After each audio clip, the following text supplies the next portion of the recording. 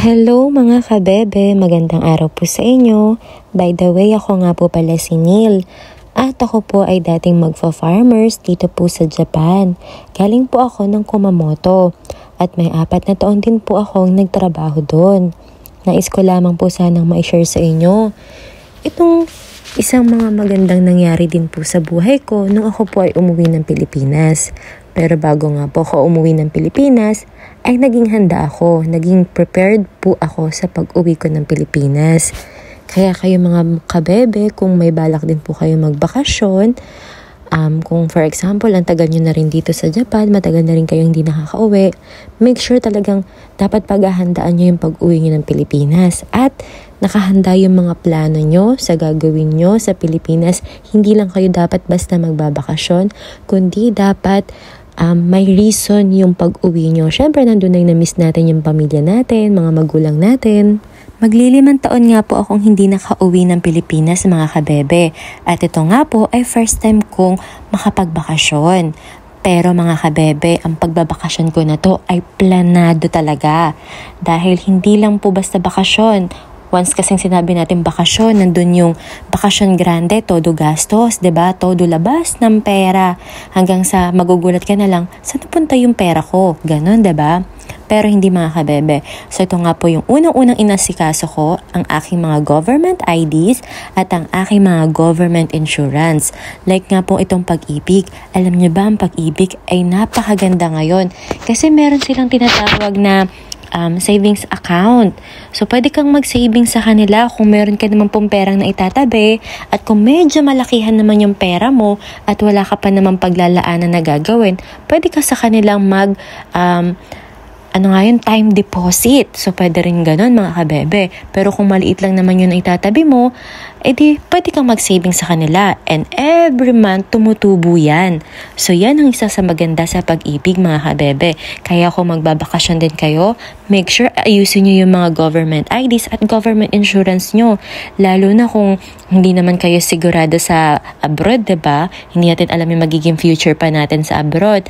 At least, kung gusto man natin mag-for good na sa Pinas, meron tayong mga perang na impok na magagamit in the future para kung magbi-business man po tayo, kung ano man pong business na gagawin natin, di ba po? At ito na nga mga kabebe, pumunta na rin po ako ng PhilHealth. And ayan nga mga kabebe. So ngayon, hinanap ko tong si PhilHealth. Actually, sa Japan naman, meron naman po kaming health insurance. Yun nga lang po, syempre, pag uwi din ng Pilipinas, hindi natin alam yung mangyayari, diba? At least, kahit pa paano sa Pilipinas, meron din tayong health insurance na magagamit. So, malaking tulong din naman po to kahit pa paano. Nasa sa inyo kung gusto niyo pang maghulog or hindi, diba? At ito na nga rin po yung sinasabi ko sa inyo. So, 4 na taon po ako nagtrabaho sa farm.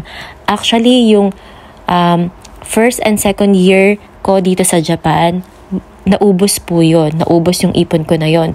Dahil nga po, yun po ay ipinundar ko din naman po. Ang unang taon ko, nakapagpagawa po ako ng bahay ng mama at papa ko. At syempre, binilhan ko din po sila ng business na multi-cab at isang paupahan po na maliit lang naman para kahit papano hindi po ako obligado magpadala ng malaking pera sa kanila.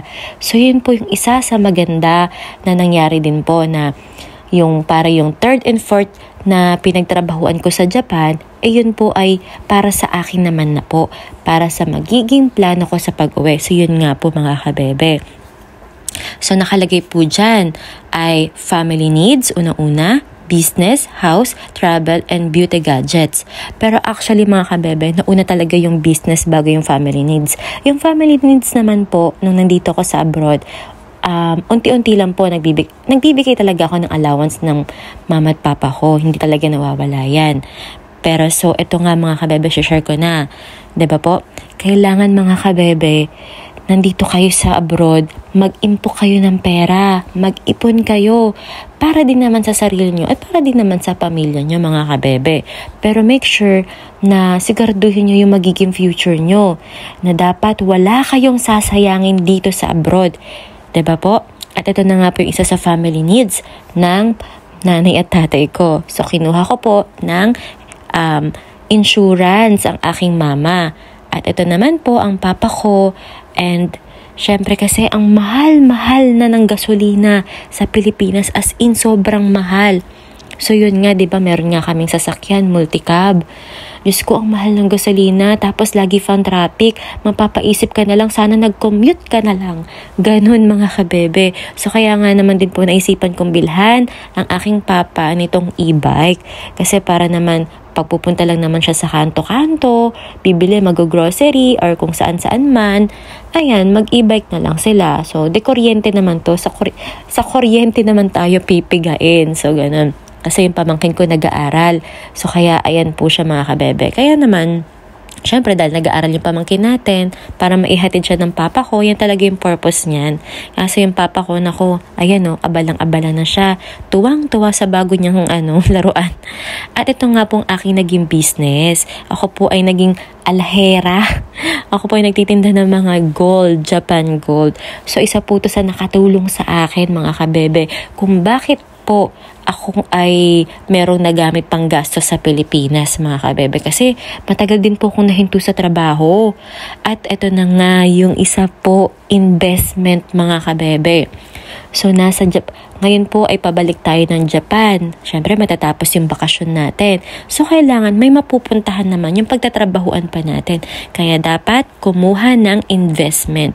Ito naman po ay para din sa mama at papa ko. Syempre in the future para sa akin din naman po mga kabebe. So ayan po mga kabebe, sinasabi ko sa inyo, mag-invest. Huwag lang basta gumastos ng pera. Hindi po ako basta lang naggala dito sa Pilipinas. Yun, alam nyo ba, yung paggagala ko, lagi ko pang kasama yung mama ko. Kasi yun talaga yung goal ko, ang makasama siya sa mga galaan. Ayan, talagang isa yan sa mga kailangan yung gawin mga kabebe kung nagtatrabaho kayo sa Japan. Hindi lang sa Japan, kundi sa ibang bansa sala. Kung kayo po ay OFW, make sure na mag-impok ng pera. At syempre, yan na nga po yung travel goals namin ng family ko. At syempre, ng nanay ko. At yun nga po, syempre natupad ko yung pinapangarap ng nanay ko. Isa to sa magandang nangyari din sa pag-uwi ko ng Pilipinas mga kabebe. Natupad ko yung pinapangarap ng nanay ko. Ang magkita sila ng kapatid niya. Kasi ba naman mga kabebe, simula dalaga't binata sila, hindi na sila nagkita. Ngayon ang nanay ko ay 70 anyos na.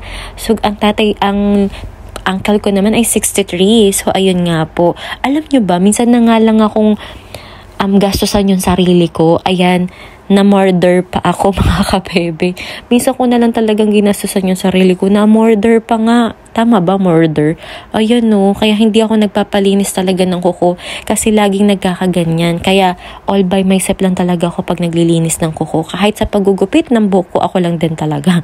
Pero hindi Ayan na nga. And the last, ang mga gadget na to mga kabebe. Actually naman po, nabili ko to bago po ako umalis sa farm.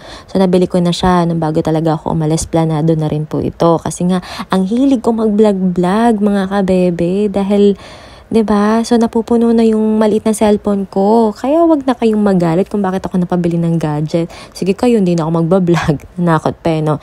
And the last, eto na nga po. Actually, nandito na ako sa Japan.